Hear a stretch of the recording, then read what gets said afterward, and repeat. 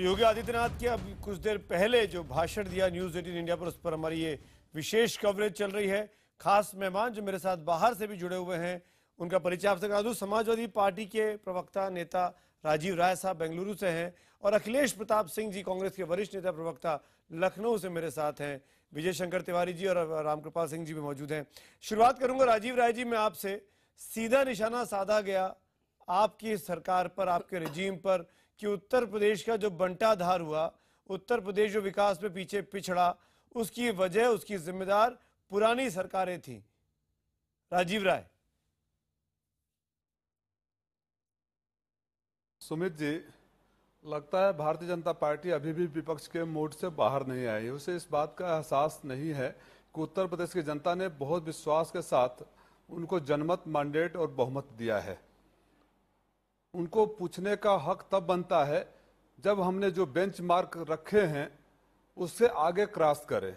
अभी तक अपने पैरों पर खड़ा नहीं हो पाए और हमने तो कहा था आपके चैनल पर भी कि 6 महीना तक हम सवाल नहीं करेंगे, लेकिन धैर्य की भी एक सीमा होती है। जब हमें दिखाई देता है कि यूपी में आईपीएस अफसर को पीटा जा रहा है, महिला आईपीएस रो रही है, आईएएस मरा पड़ा पाया जा रहा है, हर रोज दंगे, लूट, हत्या, बलात्कार हो रहा है, वो लोग सवाल करने लगे। जब सत्ता में है तब भी आप ही सवाल करेंगे, विपक्ष में थे तब भी सवाल करेंगे। आप करना कब सीखेंगे ये आप बताइए, आप कब बोलेंगे? आज योगी जी के एक भाषण से मुझे बहुत निराशा हुई सुमित जी। एक भाषण से एक बात जो उन्होंने बार बार कहा कि विपक्ष तो है ही नहीं, विपक्ष तो है ही नहीं, विपक्ष तो है ही नहीं। अरे आप सत्ता की कुर्सी पर बैठ गए, कम से कम आपको इतना अहंकार नहीं होना चाहिए। और अगर आपको इतना अहंकार है तो याद कर लीजिए, आप भी 2 सीटों से बहुमत पर पहुंचे हो। अगर 1984 में राजीव गांधी से बड़ा बहुमत तो किसी को नहीं मिला था, वो वापस जा सकते हैं। बिल्कुल, मैं आपकी बात पे एक बार अखिलेश जी का कमेंट ले लूं और फिर सत्ता का फिर तिवारी जी आपके पास आता हूं। अखिलेश जी, और सत्ता के साथ 80 सीटें जीतना है लोकसभा की सारी, और 400 के ऊपर का आंकड़ा लेके जाना है 2019 में। 14 से 17 करके दिखाया, 17 से 19 करके दिखाएंगे, विपक्ष को नेस्तनाबूद कर देंगे। क्या कहना है आप अखिलेश जी?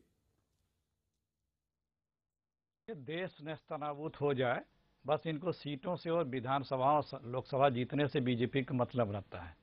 ये सब लोग जान चुके हैं। इस टाइम देश में 3 वर्ष पूरा होने पे झूठ बोलने की प्रतियोगिता चल रही है, जो अभी सुनना 26 तारीख तक चलेगी। झूठ बोलने वाले प्रतिभागी सत्ता पक्ष के बड़े बड़े लंबे आप लोगों के माध्यमों से झूठ बोलने आ रहे हैं।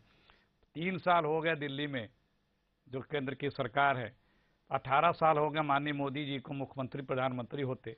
कोई फुल फ्रेम की प्रेस कॉन्फ्रेंस क्यों नहीं कर लेते हैं? विज्ञान भवन में निर्बाध रूप से सवाल पूछने का अधिकार क्यों नहीं पत्रकारों को देते हैं? काशी का क्या हुआ जहां से लड़े थे? 3 साल हो गए क्योटो बना रहे थे। क्योटो के लोग चक्कर भी लगा है, भाजपाई और वहां के मेयर लोग, कि हम काशी को क्योटो बना देंगे। 5 रुपए की ईंट भी नहीं रखी गई है। 4-5 भाजपा के नेता हैं पूरे देश में सुमित जी जो दोबारा अपनी सीट से लड़ते हैं। बड़ा नेता भाजपा का कभी दोबारा अपनी सीट से नहीं लड़ता है। आप पूर्वांचल से शुरू कर लें, राजनाथ सिंह को देख लें, आप मेनका जी को देख लें, ठीक है, आप जो है इनको आपने उमा भारती जी को देख लें, मुरली मनोहर जोशी जी को देख लें। हम बात योगी आदित्यनाथ के बयान पे कर रहे थे अखिलेश जी, आप पूरी बीजेपी पे बात करना चाहते हैं, ठीक है? उन्हीं के बयान पे कर रहे हैं। ये झूठ बोलने की प्रतियोगिता में वो भी। विजय शंकर तिवारी जवाब दीजिए। विजय शंकर तिवारी। एक तो राजीव राजी कुछ चर्चा कर रहे थे, हालांकि भाजपा के बोलते हैं, लेकिन मैं अखिलेश जी अब ठीक है। राजीव जी, मैं कहना चाहूंगा कि आपने प्लेट सजा करके भारतीय जनता पार्टी को सरकार नहीं दी है, और अगर नहीं दी है, संघर्ष करके उन्होंने जीता है, तो जो वो कह रहे वो कहने का उनका हक बनता है। और आप थे तो आप भी कहते थे, इसलिए उस विषय में तो मुझे इतना ही कहना है। एक बहुत अच्छी बात कही है योगी जी ने अभी, जो सारा उन्होंने कहा कि जातिवाद, परिवारवाद और तुष्टीकरण का कोई स्थान इस सरकार में नहीं होगा। मुझे लगता है, मैं भले ही राजनीतिक व्यक्ति नहीं हूं, लेकिन मैं इस विषय की उनकी प्रशंसा करना चाहूंगा, और वो दिखाई भी पड़ रहा है। हालांकि यदा कदा जो घटनाएं दिखाई पड़ रही हैं वो मुझे लगता है क्रिएटेड हैं, क्योंकि जैसे मोदी जी की सरकार बनी थी और 1 साल तक। और थोड़ी सी भाषा आपने एक बात छेड़ दी, मैं क्योंकि वक्त की कमी इसलिए टोक रहा हूँ। जो बात सुरेंद्र जैन साहब कह रहे थे उस दिन, वही बात उन्होंने भी कह दी कि मुसलमानों को पहल करनी होगी मंदिर को लेकर। नहीं, वो आपको लगता है कि योगी जी जो है वो बीजेपी से अधिक वीएचपी के नजदीक है? देखो, ऐसे आपके एजेंडे को आगे बढ़ा देंगे। देखो, वो संत हैं, वो संत हैं, और ये जो श्री राम जन्मभूमि का विषय चला है अवस्थी जी, तो वो महंत पूज्य स्वामी महंत वैद्यनाथ जी, इनके गुरु जी, वो उसके प्रणेता थे, उस टीम में थे। तो उनके सपनों को साकार करना एक बड़ी जिम्मेवारी भी योगी जी के पास है। राजीव राय, एक कमेंट आपका फटाक से, राजीव राय हाथ उठाया आपने। नहीं छोड़, 30 सेकंड में सुमित जी 30 सेकंड में इनकी शालीनता और इनकी जिम्मेदारी का एहसास इनके एक स्टेटमेंट से हो जाता है। आप पत्रकार हैं, देख रहे हैं देश में हर रोज घटनाएं हो रही है, कोई ऐसा दिन नहीं जा रहा प्रदेश में जहां हत्या बलात्कार नहीं हो रहे। इसको जब ये यदा कदा घटनाएं बोल देते हैं तो इनका अपराध से लड़ने का कितना इच्छा शक्ति है, इस बात को जाहिर करता है। हमें शर्म आती है, उत्तर प्रदेश के 22 करोड़ लोगों को आपको जवाब देना पड़ेगा। आपको काशी से लेकर मथुरा तक जवाब देना पड़ेगा, जहां लाशें गिर रही है, जहां बच्चियों का बलात्कार, इलाहाबाद में 2 बच्चियों का बलात्कार, तो आपको ही देना पड़ेगा, क्योंकि मथुरा में जो लाशें गिरी थी उसका जवाब तो आपको देना है। राजीव जी, मथुरा में जो लाशें गिरी थी उसका जवाब तो आपको देना है, वो कौन देगा? मैं अखिलेश जी, आप कुछ बोलना चाह रहे हैं? आप यदा कदा कह रहे हैं, माफी मांगिए आप।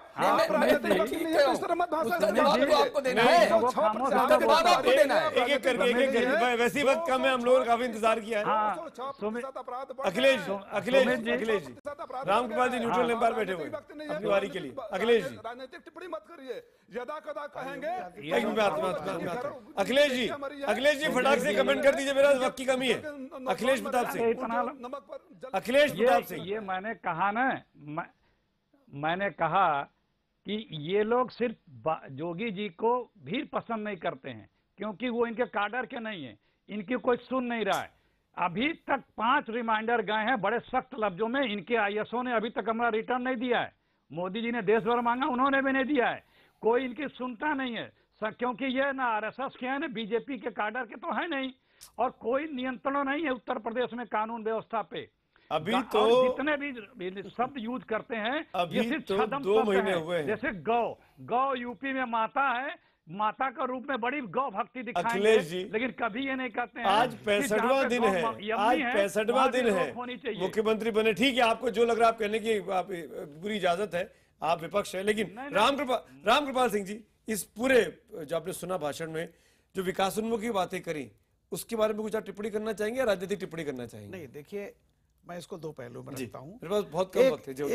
एक तो जो कुछ भी उन्होंने कहा, जो अब तक किया है, जो सबको मालूम है, वो उस पर उन्होंने बातें की। लेकिन 2 महत्वपूर्ण बातें जो आज की मैं कहता हूँ खबर के रूप में है। पहला एक है, उन्होंने कहा कि उत्तर प्रदेश में अगर कभी इसका विकास होना है उस हिसाब से, तो बिना कृषि के विकास के नहीं होगा।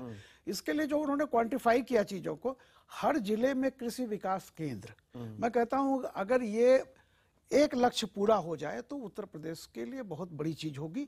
दूसरा, उनकी जो एक बहुत अच्छी बात आई है कि क्षेत्रीय भाषाओं का नहीं, क्षेत्रीय भाषाओं का एक मिनट आप सुन लें, 10 सेकंड है सर। क्षेत्रीय भाषाओं का पाठ्यक्रम में वैकल्पिक विषय के रूप में होगा, यानी मराठी पढ़ा जाए, गुजराती पढ़ सकता है, सारी चीजों को।